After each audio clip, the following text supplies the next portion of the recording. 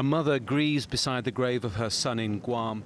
He was 22 years old and was a soldier, killed in Baghdad where he served with the US military.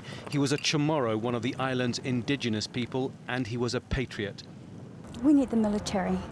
Guam was liberated by the military.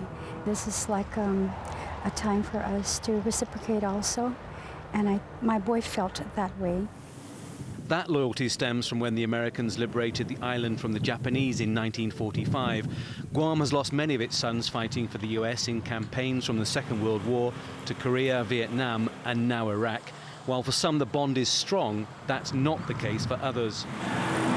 These people are part of a small but vociferous group of Chamorros who are against the build-up of US military bases which occupy 26% of the island, and critical of a system which, although gives them status as US citizens, doesn't allow them a vote in American presidential elections, nor a representative with voting powers in the US Congress.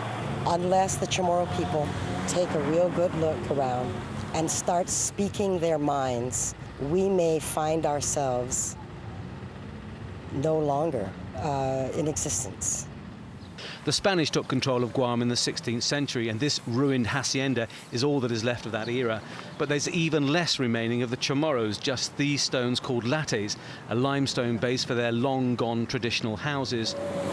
Today, the Chamorros' language and culture is under threat from creeping Americanization, which has also in the past seen their land taken for the island's US military bases. Amanda is 67 years old. She has 29 grandchildren and 19 great-grandchildren. She showed me the 30 acres she says the US military took from her family in 1948 and for which they refused a minute amount in compensation. Before I die, I want to fight for that land. Because my son already died fighting for that land, so I'm going to die fighting for the land too.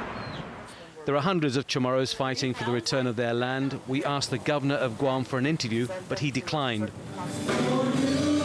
The Chamorros are predominantly Catholic and religious. They are the biggest single group in Guam, but when a planned deployment of US Marines and dependents happens within the next 10 years, they could find themselves in the minority. With every generation that passes, so too does a little bit of the Chamorro culture. And unless steps are taken, there is a danger of this indigenous people being completely swallowed up by the United States of America and becoming just a memory. Tony Birtley, Al Jazeera, Guam.